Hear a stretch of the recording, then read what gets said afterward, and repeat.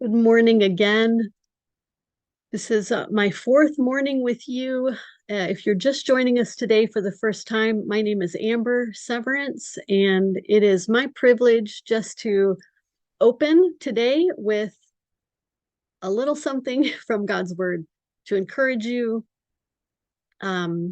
If this is your first day with us, there are 3 other days that you can go back and watch of this Sonlight retreat.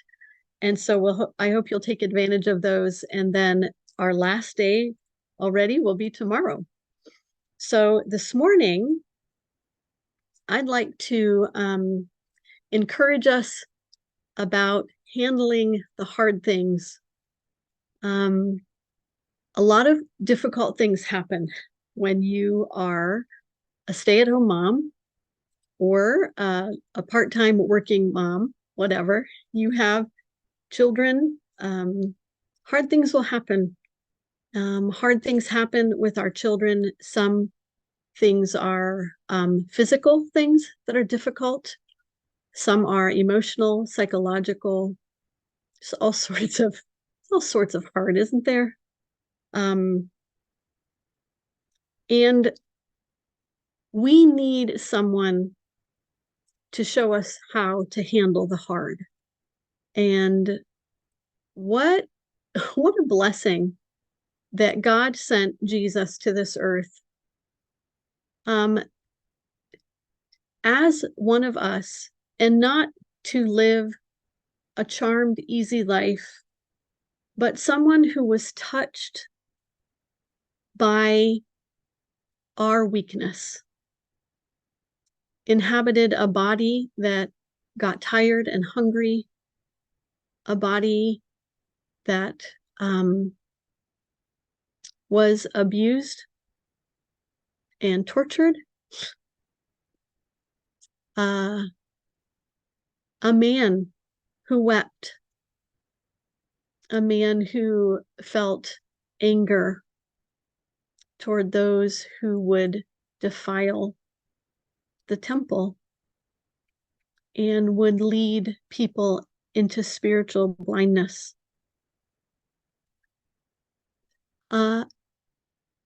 Jesus, who was tempted in every way like we are, but without sin. That's who we've got as an example. God, in his kindness, doesn't just say, okay, you people, get your act together. He sends Jesus in flesh and blood to show us how. And so I want to encourage us with Hebrews 12, 1 and 2. Therefore, since we also have such a large cloud of witnesses surrounding us, let us lay aside every weight and the sin that so easily ensnares us. Let us run with endurance the race that lies before us, keeping our eyes on Jesus, the source and perfecter of our faith, who, for the joy that lay before him, endured a cross and despised the shame, and has sat down at the right hand of God's throne. Well, as you know, I'm only going to take about 5 minutes with you, 5 to 10 minutes. And so there is way too much to unpack in these verses. And there's so much good here. I hope you'll come back to them and pull it apart phrase by phrase. But I want to encourage us with this.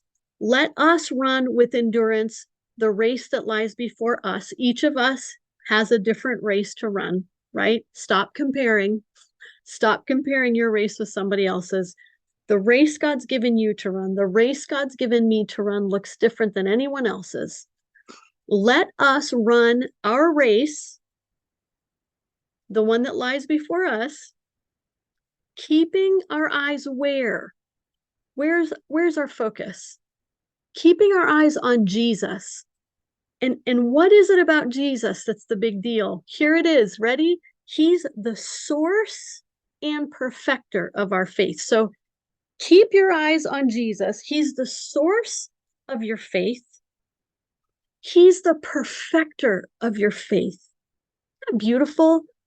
Not just the source, not just the perfecter, both. He's the source of your faith. He's the perfecter of your faith. And what is it about him? How does he earn this? Look at him.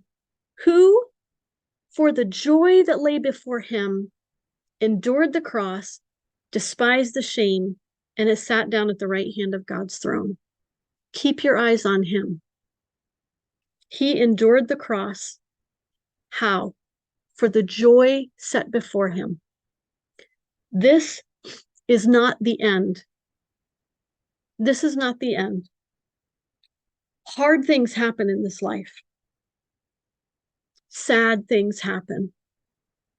Hurts, small things, small slights and hurts.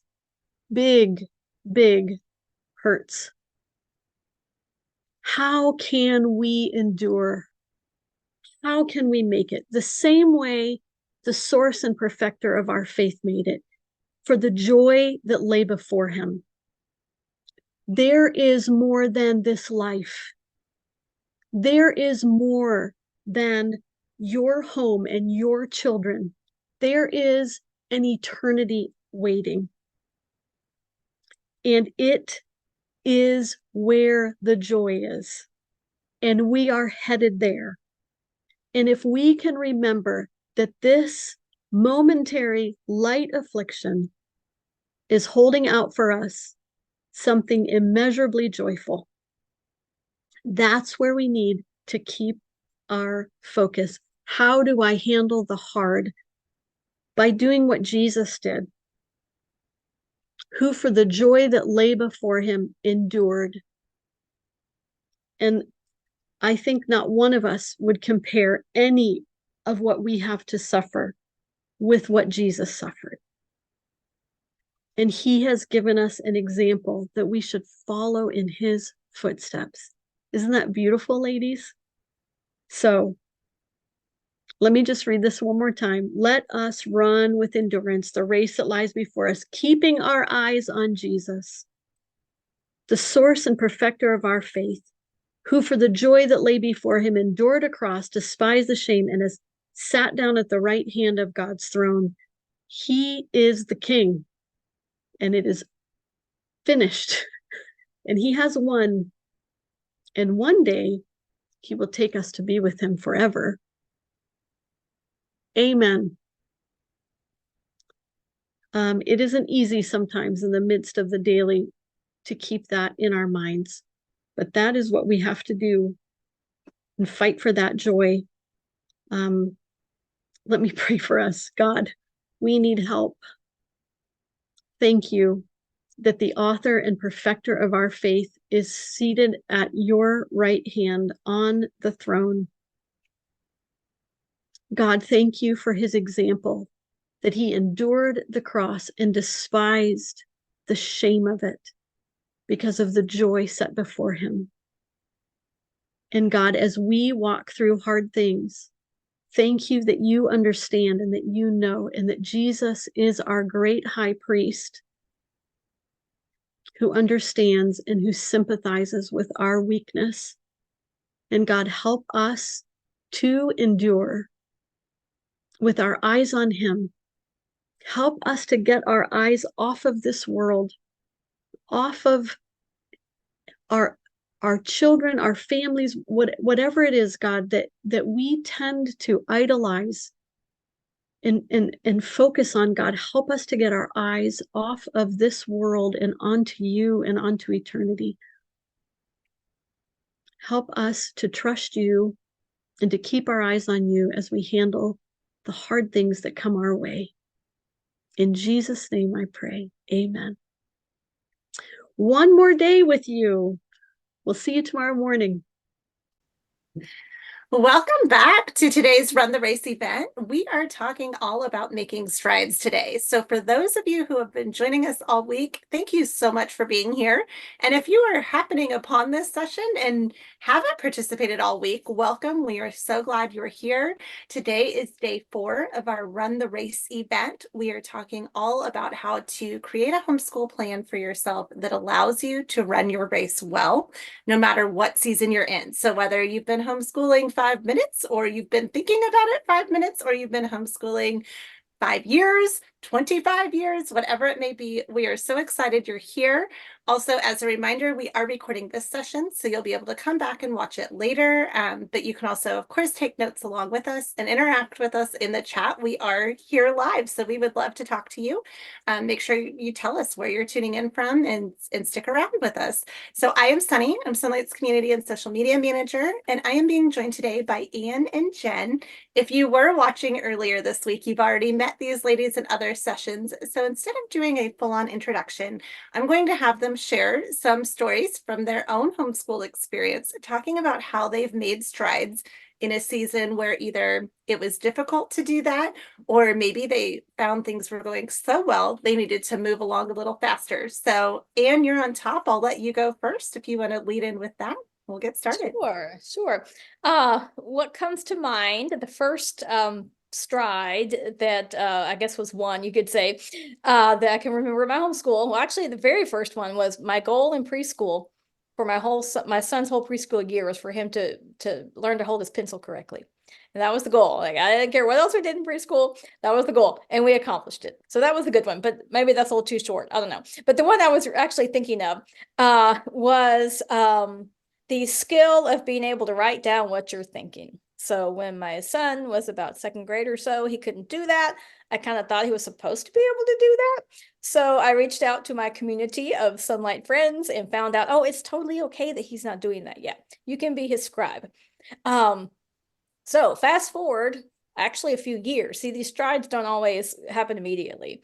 Fast forward a few years, and he becomes the actual scribe for his scout troop, where he has to take the minute notes at the meeting minute notes, and so huge victory. And it just took a lot of time, but that's one of the things I know that we're here to reassure everybody is that the strides will happen, even if it's not the timetable that you might have thought it would be. Yeah, I love that. And that's proof that it works if you keep going, right? We're using this race analogy all week, and that requires training, right? A runner does not just get up and go run their marathon without any training. And so it is important, like Anne said, to set those goals and work towards them, and eventually you will see the fruits of that. Jen, do you want to share an experience from your life? Sure. So my oldest child was very easy to homeschool, was very interested in academic things, loved to sit and read, loved to sit and draw, listened to whatever was read to her. And I had this goal of like, we were going to go through all the Explode the Code phonics books. It was going to be great. I had the whole thing planned out. And yeah. And then I realized that like she was reading fluently and had worked out all of those things for herself without the book, without any, pencil and paperwork. It just came very easily to her. So after I got over my plan being ruined, I was like, well, this is totally easy. Like, look at us, we're crushing it. And she was my first child, so I attributed it to like parenting skills. And then my second child came along, and he was impervious to phonics. He just did not want to, like, would not, could not. And at the age where she was reading fluently, he was completely not interested. And a year later, he was completely not interested. And a year after that, he was completely not interested. And a year after that, he finally was like, not being able to like read easily is, starting to kind of ruin my groove. And so he, sat down and learned to do it. But here I had all the workbooks lined up. There's like 8 workbooks. I'm like, finally, I get to work my plan. No. He did like, we figured out kind of what level he was at. He was like in the second half of book 3. So we did a little bit of that. He zoomed ahead, did like 10 pages in book 6, 10 pages in book 7. He was old enough and had been read to his entire life, of course, that he got it really quickly after that wait and wait and wait and wait.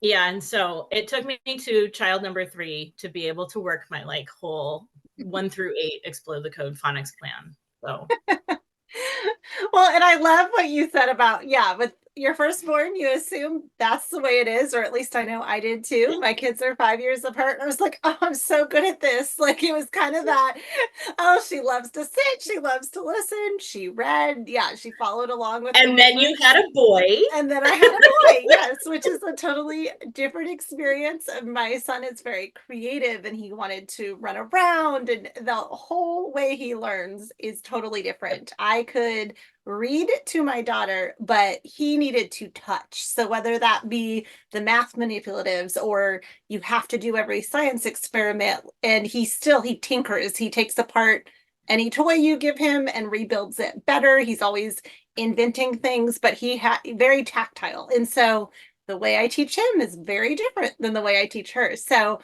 part of being a good homeschool parent, I think, is really looking at those kids and figuring out, okay, what's going to make it click for them.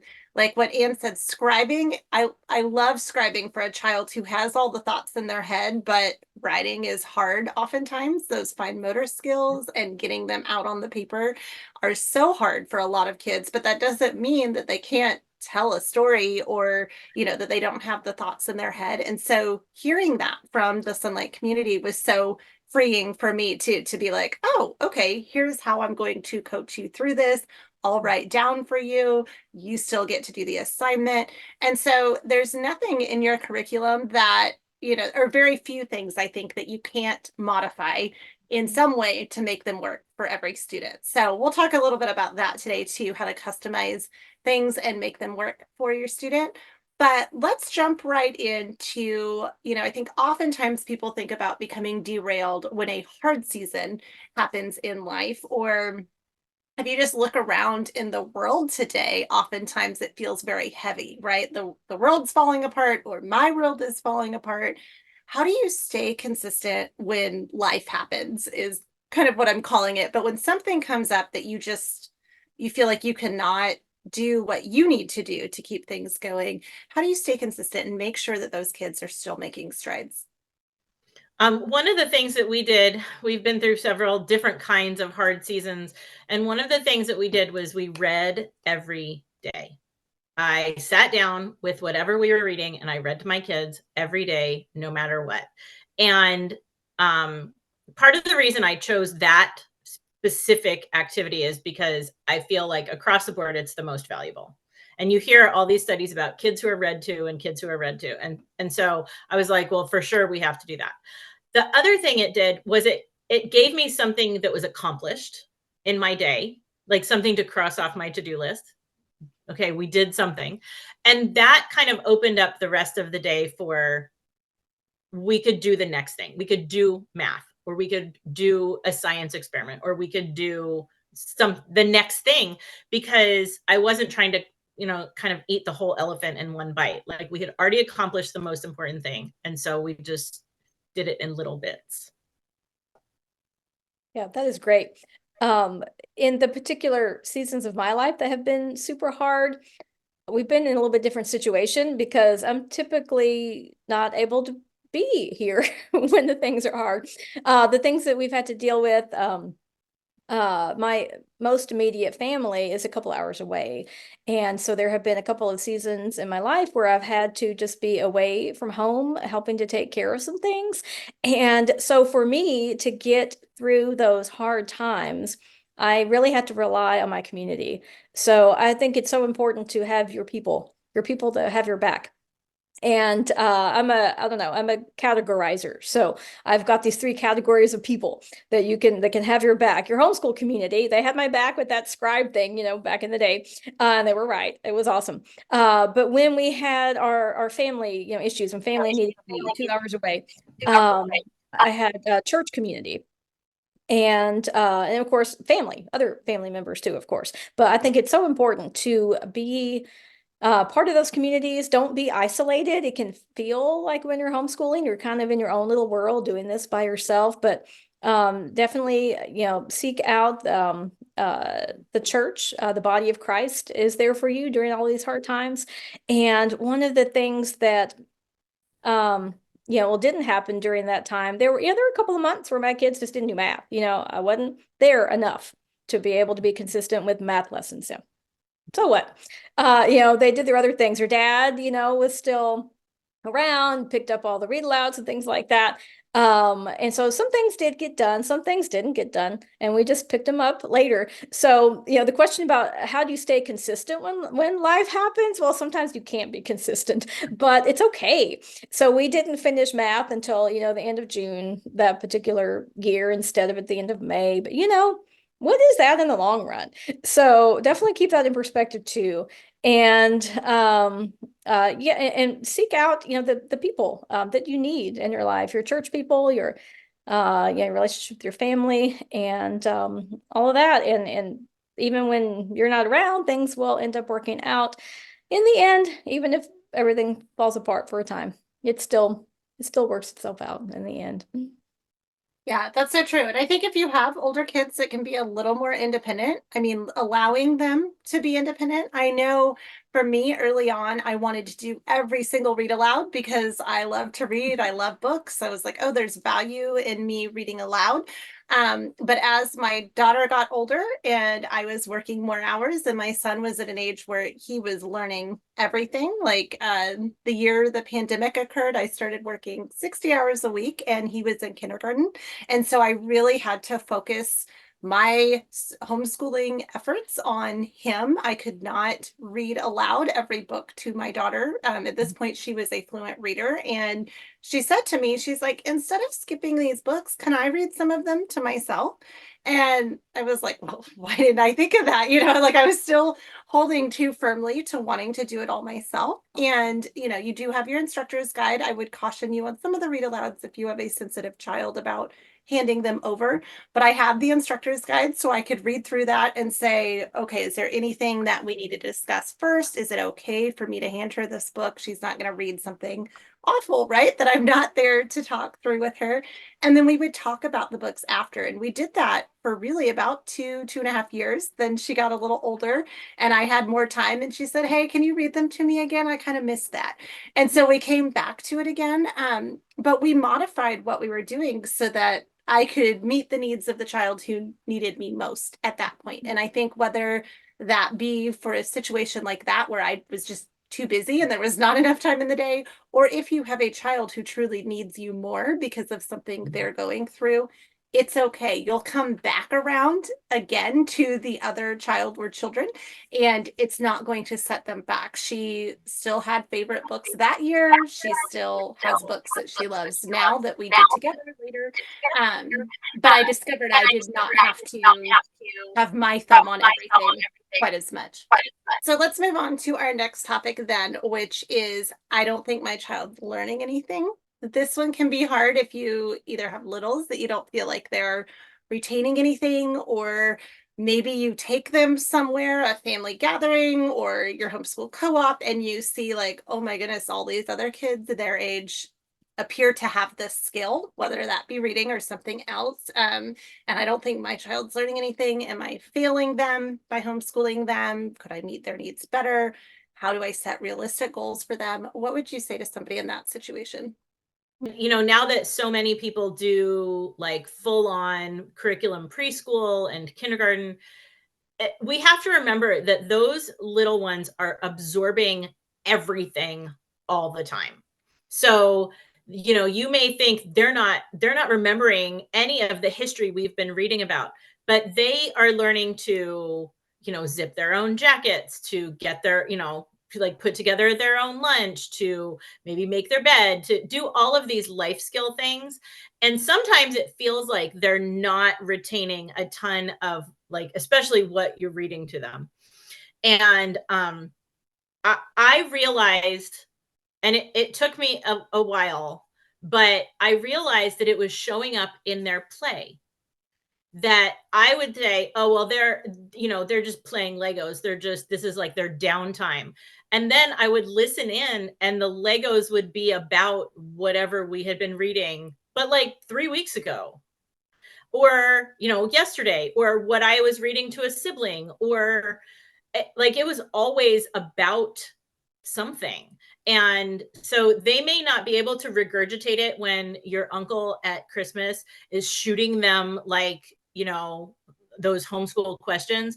But if you kind of watch them and listen to them when they think you're not paying attention, or when it's not like official academic time, a lot of times those little guys actually will show you that they are learning stuff. Yeah, absolutely. I know that the goal, coming from my background as a public school teacher, the goal for a lot of people is, to make a grade, get a good grade on this, to learn something so that you can pass this test. But homeschooling is really a whole different ballgame than that. And if you are setting goals for your kids, I don't think any sort of number grade or letter grade or anything like that should be part of it whatsoever. So many things are more mastery based, not in that you've got to remember everything you learned, but are you comprehending? And like Jen said, you're going to see it, through play. Just random thing I'm thinking about, in my backyard when the kids were really little, they were on the swing set, and one of them just started, just spit this out and said, the whole world is covered with buttons. And then the brother right next to her said, and none of them are mine. So they had memorized part of their Frog and Toad book, that they've been reading. And so things just come out, things that are in their heads from, things that you've been reading them, they're in there. And even though they don't, have to regurgitate it for a test, or like you said, when Uncle so-and-so is quizzing you, or when the person at the grocery store is quizzing you because why are you out of school and not in school? That's definitely not the point. So when you're setting goals, I think it's really important to have them be, based on your individual children. You just can't look at what other people are doing, especially at the younger ages. Some kiddos don't really learn to read well until they're, way older than 5 years old, and some are reading at 4. And I think it's so important to, when you're thinking about goals, just to think about each individual child, and you just want to see progress from where they're starting at the beginning of the year and as they go through. And I guarantee, I mean, you will see the progress, like in preschool. My son learned to hold his pencil correctly. We did it. Exactly. Yeah. And when you make that goal to be some level of improvement or newfound knowledge, that was kind of my goal, is are they going to know things they didn't know at the beginning of the year? And if they did, and yeah, if they had learned skills that they didn't know at the beginning of the year, then I was like, okay, we're on the right track. And you do see that from year to year, no matter what that child's level is. Some years they take off and it's like, wow, you can throw so much information at them and they're getting it all, and they can talk in a very intellectual way about it. And then other times, like you ladies said, in just their play, or I've often seen it come up, something that I had even forgotten about, perhaps like 2 or 3 years ago, when we learned about a certain topic, and now we're learning about something that is somewhat connected to that, and my child is able to say, oh, well, do you remember in this book? Or I think especially like with the world wars, right, there's a lot of overlap between world history and American history. So they would be like, oh, I remember when we read this book about World War II in level A or K, whatever level it's in now with 20 and 10. And then now we're learning about World War II in level E, and and all those things come up again, obviously throughout all the different Sonlight programs you do. And so to hear them remember those things and make those connections on their own, you're like, okay, they're getting it, they're learning it. And I think better in a lot of ways than I did in school, where it was like, oh, this year this battle happened, but I know nothing about that battle. I just know it happened that year. Versus, with the Sonlight way of reading to them, your kids will be able to tell you what happened in that battle, why it happened, who were the people involved, all of that deeper understanding. So yeah, I would encourage you just to look at it as, are they learning new things? That's our goal here. And each year you will see that it really does build on itself, and they're learning a lot. Let's talk about some other challenges, though. We mentioned like the uncle at Christmas time quizzing your kids to find out if they're learning anything. And I know sometimes we hear from people that their spouse, whoever is not the one actively homeschooling, says, oh, well, the kids can't tell me what they're learning, or, they don't think you're doing a good job because maybe they walk in and the house is a mess and dinner's not ready. And what they do all day, oh, they're still in pajamas. I've heard from a lot of people who have said, like, my spouse doesn't get it. They don't think I'm doing anything. What do I do? But then also some of the relationship challenges that just come from being together all the time, right? Like my child doesn't respect me as their teacher because I'm their parent, or my kids are at each other's throats all the time. There's all these different interpersonal dynamics. So what's some advice you guys would give about some of those relationship challenges that people might be facing? Yeah, there's so many different dynamics. I think just one word comes to mind, communication is just so important. And especially with your kiddos, you might have, well, I think about Jen's example of the explode the code. You have that expectation, this is what we're gonna do. You might have it in your mind and you think it might be obvious, but your kids who, are growing up and never experienced all the things you did, they don't know what the expectations are unless they're communicated to them. So I do think it is extremely important to have open communication and to set those expectations verbally. Yeah, make no assumptions. Make no assumptions. Nobody can read your mind, and that's super important. And it's also important even at the husband and wife level too. I know sometimes we think, well, they're an adult too. This should be obvious. Why am I not being understood? But coming from someone else's mind, you just can't assume anything. And as long as everyone is willing to talk and to explain, what they're feeling and what they're seeing, that can definitely help. I found that when my spouse wasn't, being super supportive, that if I occasionally had the chance or the requirement, like Anne said, to take care of things, that I had to be gone for several days at a time. And I always found that that really helped settle the, why are they still in pajamas? What are you doing? Conversation, because the 24/7 of homeschool parenting is just a lot. And we used to joke that there were like 5 things that he could come home to: educated children, clean, happy children, a clean house, a hot meal, or a happy wife. And he could pick 3 any day. But like, if you want the children to have been clean and dressed and, getting along and educated, and you want the house clean when you walk in, like, you better be bringing dinner with you. Because I can't do it all in one day. I just can't. Maybe somebody else can. That's amazing. But like, I never could. I just can't do it all and be it all for everybody. And so I think stopping that expectation, like Anne said, the expectation that it's just going to be a certain way, just killing that expectation, that it's all going to look perfect and be perfect every day, I think is super important, because some of the best like academic productive homeschool days we've ever had have been in pajamas. Mm-hmm. Yeah, that's so true. It doesn't matter what you're wearing, right? You can still learn. And some days it matters what you're wearing. If we have to go run errands, or we have to be at youth group, or you have to be at soccer, or you have a soccer game, and so your things need to be clean, like some days it's vitally important what we're wearing. Other days, not so much. Mm-hmm. So, I don't think we can always judge it by judge the quality of the day by what it looks like, because some of my best homeschool days have been when like the house is trashed, because if I do all the other things, we're not going to get to school. But, when people say, Mom, can you read this? Mom, can you help me? And you're like, yep, I'm just going to sit down right here in the middle of the sea of Legos with dishes in the sink. I'm in my pajamas. We're just going to sit down and do it. And I truly believe that's okay. Mm-hmm.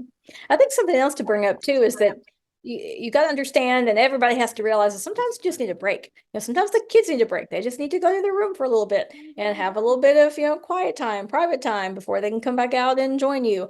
Or maybe you, as mom that's been there 24/7, needs a break, and then your husband gets home from work, and you just say, "I'll see you in a couple hours," and you just go. That's important to realize too, I think, and it's helpful that to take a break when you need it. And Right. kids sometimes need a break from each other, just like, anybody else. Like, just because they're siblings does not mean they're going to get along 24/7. And the nature of our homeschool life means that they're going to be together a lot. And sometimes that makes it easier because they are in the habit of having to coexist. And sometimes that makes it harder because you can't get away from anybody ever. And, I think we've all had that day. I used to joke that if one of them was crabby, they needed to like rethink their life. And if two of them were crabby, they needed to stop ganging up on their mom. And if three of them were crabby, it was definitely me who needed the nap, because it's just as likely to be me as anybody else in the house. Yeah. In my case, it's probably more likely to be me because I like quiet. And so if there's too much volume, it does not matter what it is. If there's too much volume, they can be playing and having a great time together, and just high volume noises drive me insane. And so I'm the person that drives with my radio off. Like, I just like quiet. And so yeah, we've learned in our house that if you are feeling your anxiety rise or you're getting tense, you need to walk away. So whether that's me or that's one of the kids or my husband or whoever, it's like, okay, I'm starting to get irritated. I should walk away right now. And so we've kind of learned, like, I don't know if I've trained, if that's the right word, but if I walk away and close the door, do not follow me right now, because I'm trying to hold it together so that I'm in a good frame of mind. Or even earlier today, my daughter was like, "What type of day are we going to have?" And I was like, "Well, I don't know. What type of day are we going to have?" She was worried about her own irritations at that point. And so it was one of those, okay, do we need to walk away? Do you need to go back into your own space? Like, what does that look like? And so I think, don't be afraid of that if you are together. Like, I know early on, I almost felt guilty if I was like, oh, I need to, be like Mother Hubbard here with my kids all over me, and I need to be that warm, fuzzy mom. And then I realized I'm actually a better mom if I'm not trying to go outside of my natural tendency, which for me, I need a certain amount of recharge space. And once I get that recharge, I'm much sweeter and happier with my kids, and then they can climb all over me as long as I'm making time for that. So I think, yeah, you mentioned communication, Anne, which I think is so important, but also know yourself and your natural tendencies too. And do you need time by yourself? Do you need to articulate to your laid back, messy spouse that, hey, when you come in and leave all your stuff there, that stresses me out? Or, if you're the more uptight one, like, okay, what can I let go? What can I not? What needs to be done right now? I know clean spaces are a big deal for me as well, because I am very much that neat freak. And so I work better in a clean environment. But like Jen said, some days you might have to sit down, right in the Legos, and just read the book and just be, and it's okay. So yeah, I think homeschooling, in a lot of ways, I always say that it's really made me a better parent as well, because I've learned how to handle all the different personalities that are living in my home better. But then also, how can I be more patient? How can I be a better parent to these children, a better wife to my husband, and that communication is so vital, no matter what it is. And it's good to model that to your kids when they are at each other's throats, so that they learn, okay, well, how do I apologize to my sibling? How do I forgive them? Not just, blowing them off and, those types of things. So yeah, I think the relational piece of homeschooling and what I've seen develop there has actually been one of my favorite things, but it all stemmed from the fact that we were together doing school all day. So let's talk about some of these learning methods that might be a little different. Or we talked about, it doesn't necessarily look like a school. It may not look like you're doing anything. You're just sitting in the pile of Legos reading books. But how do you really figure out, Jen, you mentioned having multiple children. You figure it out with one kid, and then another child comes along and it's totally different, and then another one's even different from that. How do you figure out what's really going to work best for your individual kids, and of course, that changes as they mature too. So how do you make sure that they are still learning, that they are still progressing, but in a way that makes the most sense to them? Trial and error. I mean, I tried things, and when they worked, we kept going, and when they didn't work, we tried something else. And like in convention booths for Sonlight, people say, well, but I've heard this math is great. I'm like, well, how's math going? Well, we love what we're doing. Okay, don't change that. Like, if it's going great, just do the next thing and leave it alone. Like, okay, but what about this? Okay, how's language arts going? Well, it's really okay. So that you might need to change. But the amount of trial and error in homeschooling for me has been enormous. And like you said, every kid is different, every year is different. And so we just, and when you find that they're retaining things, keep doing that. I had, like I said, my oldest could sit and listen and repeat back to you what you wrote, you read, and she could narrate and she could write. I was amazing. And then my second one, if I asked him to sit still, he had to concentrate so hard on sitting still. Mothers of boys are going to all relate to this, that he couldn't hear me. And so my vision was that you could sit and listen, and you didn't have to play, and you didn't have to kick your feet, and you didn't have to roll on the carpet, and he couldn't. But if I let him use his hands, he could hear me. And so I adjusted nothing except my expectations. I let her be her, I let him be him. I read, they listened, everybody learned, but I had to let go of what it looked like in my fantastical mind's eye and let him hang upside down on the couch to answer questions and kick his feet and fold laundry and play Legos, and because he could not listen and sit still at the same time, which made no sense to me, but there it is. Right. Yeah. It's kind of funny. Mine was just the opposite. It's my boy that was able to sit right next to me and listen and read and all those things. And it was my daughter that had to be doing something with her hands, had to be all those things, Legos, puzzles even. To me, if I was working on a puzzle, I would have to tune everything out to focus on the puzzle. But she can do it, and it helps her somehow tune everything in. And so we went with it.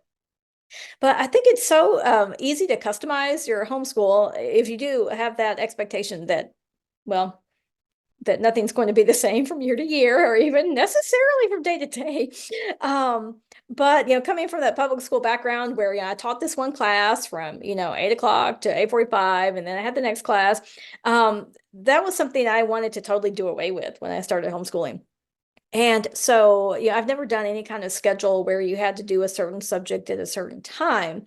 And I like how you can have your children have a little bit of ownership in what they do and when, which is really nice because you've got your instructor's guide, you know where you are, even if it's on different days for different subjects, you still know where you are. And you can pull out those books and have them choose, what do they feel like doing first or second? And that's a really neat way to give them some ownership and to customize things where it might, it lends itself to them being the most successful they can be. And you will discover things along the way. Like when math is chosen last consistently, and then you realize, no, that's not a good idea. Because then your day ends horribly, it ends in tears. So there, as the homeschool parent, you can tweak things. You can talk, communicate with your child. Look, this is just not working. See what's happening day after day. So you get to choose all your subjects, except we do math first, and then you get to do all those things. So we had to do that for a few years. But then some point we didn't have to anymore. Math could be done whenever, and it all worked out okay. So it's really fun to see the growth, in the maturity and all those things as they grow up homeschooling. Yeah, I love that. And that reminded me with my kids, I give them a lot of ownership over it. They're in 4th grade and 9th grade. So I'm not talking about like a preschooler or a kindergartner where I'm like, yeah, lead me and you do what you want to do. But I feel like I'm better equipping them for one day when they have jobs that they're going to have to manage their own time. And all of us work differently, right? Like some people like to listen to music while they're working. Some people like to stand up on a standing desk. There's all these different ways that adults work. But yet for some reason with kids, we want to be like, I'm in charge. I'm going to tell you what you do next, and these types of things. And so, like Anne said, there's definitely, you as the parent need to say, okay, well, this isn't working, or it's taking you all day because you're starting with. For my son, it's math. If he starts with math, and he can get it done in 10 minutes, but if he's not focused, he can also take all day to get it done. And so there's a certain amount of, okay, what are you doing? Why are we eating right now? We need to finish this math lesson first, and then you can eat, or whatever it might be. And I know I've shared in other sessions, but this still freaks people out. So I'm going to share it again, is that my teenager, I let her work late at night. Like, I'm talking late at night, 1 a.m., 2 a.m. This is when she likes to work best. She is at her freshest. Usually when I'm going to bed, that's when she comes alive, and she's a little chatterbox and wants to be talking about anything and everything and all of this. And then she sleeps later. And I know for a lot of people that's hard to say, oh, my teenager is sleeping and it's 11:30 a.m. Do I need to wake them up? Do I need to do these things? When she has places she has to be, she's committed to them. She's ready to go and she's there. But she's more creative at night. She just thinks better at night. And for her, that is the schedule that works better for her. And then we meet and go over all of her stuff in the afternoon when we're both awake and available. But I don't try to micromanage her schedule, because she's at an age now where I know in a few years she's going to be out of my home and having to manage her own time. And so as long as she can do that and she's getting her stuff done, I don't really care. And I know that freaks people out a little bit when I say that, but this is what we're talking about as far as like, look at your kids, see what works for them. When she was 7, she wasn't working in the middle of the night. That's a teenage development, right? My son still works normal hours because he's 9. So look at your kids and see what's going to work for them. But yeah, if they need to stand up and jump around, I mean, my son has always worked better standing at a counter when he needs to write, because his legs can move, he can dance, he can, do whatever he needs to do while he's doing that work. It's just easier for him to focus. So yeah, figure it out for your kids for this year or this month. And when it changes next month, don't worry about it. Be willing to roll with those punches, and it'll be a better experience, I think, for everybody. And it's really fun. I don't remember which of you said it, but to see as they mature, to see how they change and how those light bulbs go off, and see who they're becoming, because they're not going to be exactly like you or your spouse. And so it's really fun to see those things as they happen. And something else that we do is kind of, we no longer really look at the calendar as far as like, oh, it's school time. We just say, oh, we're doing school. We've got the next thing in our instructor's guide. Let's move forward. What advice would you offer? I know sometimes when people get like a life situation happens and it throws off what they thought their schedule would be, and now they're concerned because they feel behind, or like their student will be behind, or they're not going to finish their year on time, or whatever that might be. What advice or encouragement would you offer people in those situations? My encouragement would be, yeah, that happens. Mm-hmm. And I think it happens to everybody eventually. I know Anne's had family stuff that threw off her homeschool years. She knows I've had that. And a little bit is better than nothing. So you may not be able to have like, well, we're going to sit down for, from 8 to 1, and that's going to be our school day. That may not be realistic. But if you can do, well, we have 30 minutes right here. Well, we have, 30 minutes right here. We have whatever time you have. And we worked a lot on weekend days with bad weather. Mm-hmm. We did not, as a family, have a 9 to 5 like life. And so if there was a Saturday where we had no plans and it was February and it was raining and gross, so we couldn't do anything fun anyway, like we did school. And my kids will all tell you a Saturday in February is worth a weekday in June. And I mean, we just did the next thing and fit it in. And if we had a week where we got 80% of it done, like from my expected schedule, great. And if we had a week where, then everybody got sick, or, the baby had a doctor's appointment or whatever, and we got 50% of it done, that's way better than nothing. And, all of the weeks aren't going to be hard like that. But when they are, just I had to learn to just accept it, do the next thing, we did the very best we could, and then we moved on.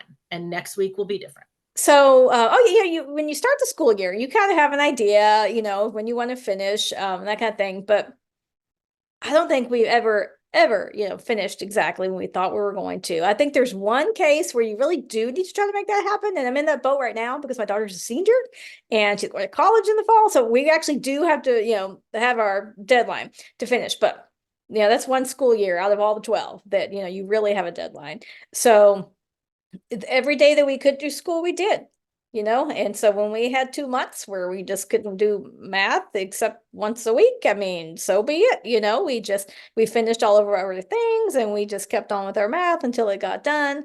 And then sometimes it's not life that gets in the way necessarily, events like that. Sometimes it's, you just hit a roadblock with a subject, something skill-based, where they just need to slow down. And so don't worry if, you're getting off track, you're working at their pace, and that's the most important thing. So just do each day as it comes. Take 2 days to do one thing if that's the pace that they need, and just go. It's a journey. There's no sprint, involved at all. Well, and exactly, if you think about like an athlete in training, right? Say they're not feeling well or they're recouping from an injury or whatever it might be, they're still going to train somehow, right? They'll make modifications to, oh, I injured my ankle, I'm not going to go out there and do the workout I was doing before, but they don't stop working out because now they're not going to make any progress, right? And so that whole mindset of even a little bit, even if you are not doing, say you have 3 different Sonlight programs going, and even if you're not doing all of them perfectly, if you're doing the read aloud from one of them, that is a read aloud that is being done, right? Or the Bible is being done. You can read that to all of your children. They're all learning from that. If you're doing maybe a partial math lesson, or maybe this child's really good at math and they love it and they want to do the whole week on Monday, cool, let them do that. That's kind of been the approach that I've taken with my kids, especially as they've gotten older, is, hey, by the end of the week, I would like to be done with these things. Do you want to work ahead and get them done faster? Or are you going to drag your heels on it a little bit? Are you going to be working on Saturday because you didn't get it done? But again, kind of putting that on them as far as like, okay, well, how quickly are we going to do this? I'm still going to do the things that I was planning to do as much as I'm able to. So anything that I'm reading to them, I'm still going to do on my schedule. I'm talking more about the independent work that I'm going to allow them to manage their time. But if we have a bunch of appointments, we get home late, and I'm like, oh, shoot, I don't have time to do my entire day as listed in the IG. I'm going to pick and choose. What things can we get done today? What can be done tomorrow? Like Jen said, don't be afraid to work on the weekend. We often do. If we decide, I think I want to take Wednesday off. Okay, well, that means I'm now going to need to work on Saturday. Otherwise, it is going to set me behind. But I don't use the normal school schedule around me. Oh, school starts on this day. School's out for Christmas on this day. It ends this day. I don't really care, because with the exception of, oh, my kids might want to hang out with their friends who are home from school, it's really more, okay, well, we can work when they're all inside. It's not a big deal. If it's hot or cold or whatever, we can get schoolwork done then. And I just move on to the next thing. So I know sometimes people say like, oh, I didn't finish my Sonlight program. Do I stop and do the next one next year, or do I keep going? I would just pick up where you left off. That's what I typically would do. If I've got 2 weeks left of an HBL that I didn't finish at the end of one year, I'm going to finish that before I move on to the next one. But that's just what I like to do. You get to decide. You're in charge of your own homeschool. You get to decide what's going to work best for your family. And so make sure you do that, decide what's going to work in your current season, your current situation. And ladies, before we wrap up, do you have any final encouragement you'd like to share? Well, the encouragement I thought of with this topic of making strides is just to encourage you, not to compare your children to others. We mentioned that a little bit throughout our talk, but that is so important because just remember that your kids are God's gift to you and they're not like any others. And so you cherish that and go with that. Don't compare with other people. And remember that strides are forward movement. And so all the forward movement, if it's, if math this year is going really, really slowly because you're making sure that they're mastering every single thing and you don't get through, as much material as you thought you would, then the forward movement is the mastery. If you hit a year in math when they just blow right through it because somehow it's really, really easy, then just keep going. I mean, it's likely you will hit another wall and will appreciate to have a little bit of time built in already. And so, just forward motion, just they're learning, just keep reading, keep looking at the map, keep talking about what you're reading, and you will see over time that they really are making strides. Yeah, absolutely. That is so good. I know we've said it earlier too, but if you are not already part of our Sonlight Connections community, make sure to join us in the app. All of us are in there giving you our feedback on things, but you also get to connect with other Sonlighters who share their ideas or ask advice. We pray for each other. It's a great community to be a part of if you are not in a homeschool community anywhere, or if you're just looking for other homeschoolers who also use Sonlight and you can discuss, the specifics. I'm in this level. How do I do this? There's always going to be somebody that can help you out with that. So make sure to join us there and then join us tomorrow for the final day of our event. That one's going to be all about finishing the race. What does that look like when you kind of come near the end of your homeschool journey? So whether you're there already or you're just anticipating for the future, we would love to have you join us again tomorrow for that. And Anne and Jen, thank you so much for being here today.